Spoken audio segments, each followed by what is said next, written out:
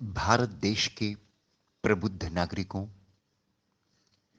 मैं धर्म सापेक्षता एवं संतुलन सिद्धांत का प्रतिपादक मुकेश सुमन आज पुनः आपसे संबोधित हूं। मैं समझता हूं कि आपका समय बहुमूल्य है और आप भी समझते होंगे कि मेरा समय भी बहुमूल्य है। सबसे पहले मैं आपकी कुशलता की कामना करता हूं, क्योंकि सबसे पहले नागरिकों की कुशलता अनिवार्य है।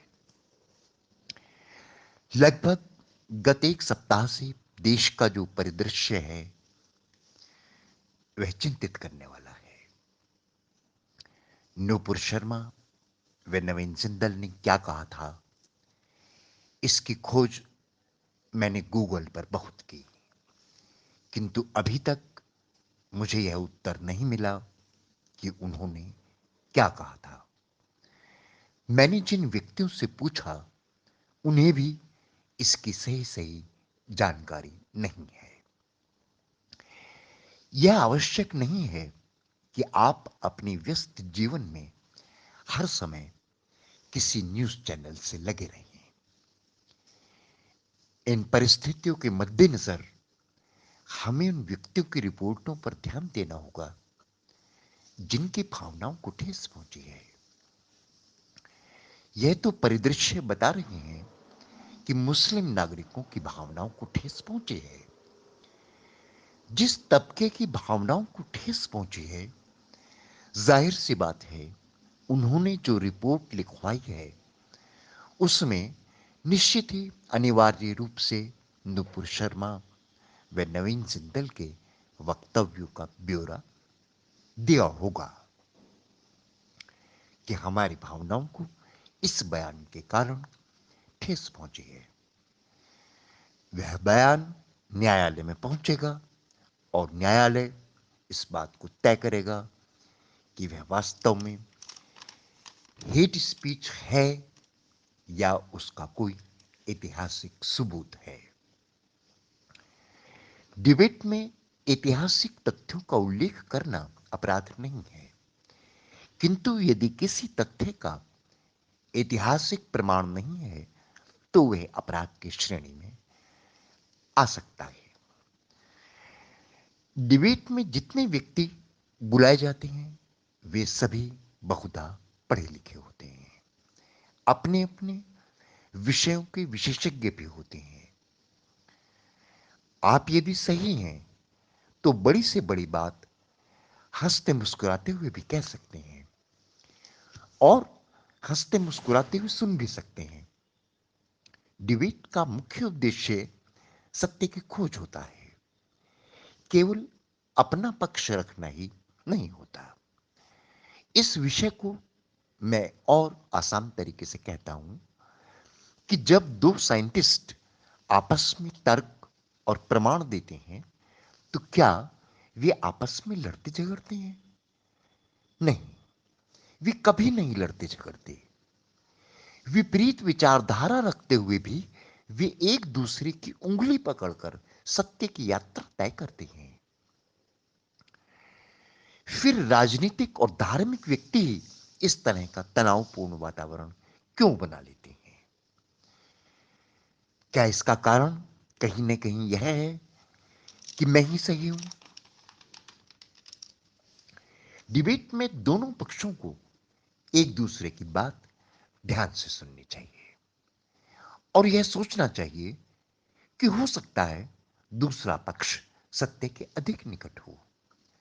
और यदि आपके मन में कुछ शंकाएं उभरती हैं तो उन्हें नोट करते जाना चाहिए और उसके चुप हो जाने के बाद अपनी शंकाओं का विनम्रतापूर्वक समाधान मांगना चाहिए।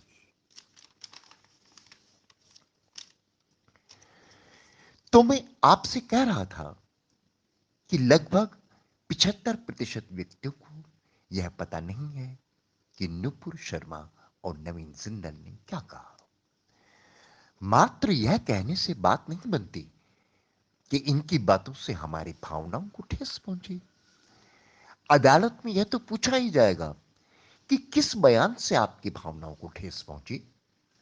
न्यायालय इस तथ्य पर विचार करेगा कि उनके बयान का आधार क्या है और क्या उसका कोई ऐतिहासिक धार्मिक प्रमाण है।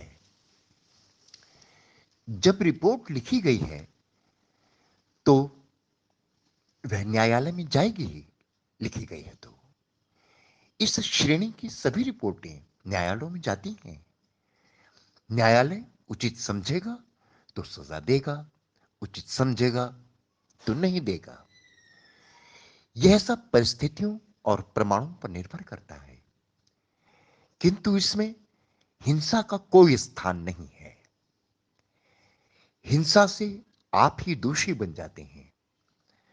मैं आप सभी नागरिकों को परेशानियों में नहीं देखना चाहता। न्याय मांगने का एक तरीका होता है।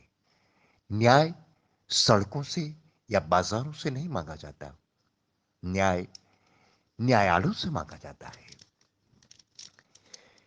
एक व्यक्ति ने किसी व्यक्ति से पूछा, ज्ञान और अज्ञान में क्या अंतर है। उस व्यक्ति ने कहा, फौरन अपनी आंखें बंद कर लो और यदि आज अपने प्रश्न का उत्तर चाहते ही हो तो तब तक आंख मत खोलना जब तक मैं ना कहूं। उस व्यक्ति ने यह बात मान ली। तब उस व्यक्ति ने कहा, यह बताओ कि जिस कमरे में तुम बैठे हो उसकी दीवारों पर किस रंग का वार्निश है। उस व्यक्ति ने जवाब दिया, मैंने ध्यान नहीं दिया, मुझे नहीं पता। तब उस व्यक्ति ने कहा, धीरे धीरे अपनी आंखें खोलो। जब उसने अपनी आंखें खोली तो उस व्यक्ति ने कहा, अब बताओ इस कमरे की दीवारों का रंग कैसा है। उस व्यक्ति ने उत्तर दिया, आसमानी। तब उस व्यक्ति ने कहा, ज्ञान और अज्ञान में यही अंतर है कि जब तक किसी बात का पता नहीं होता वह अज्ञान होता है और पता चलने के बाद वह ज्ञान हो जाता है। यदि मुस्लिम पक्ष की ओर से बयान सहित रिपोर्ट दर्ज हुई है या होगी तो न्यायालय अवश्य ही विचार करेगा और नुपुर शर्मा व नवीन जिंदल को प्रमाण प्रस्तुत करने का अवसर भी देगा। एक बार मैं पुनः आप सभी से अनुरोध करता हूं कि जितना स्नेह मैं आप सभी से करता हूं उतना स्नेह आप भी अपने आप से करें। हिंसा से न्याय नहीं मिलता। हिंसा से आप दोषी हो जाते हैं। आपने यह संबोधन ध्यानपूर्वक सुना। आपका आभार, धन्यवाद, शुक्रिया, थैंक्स।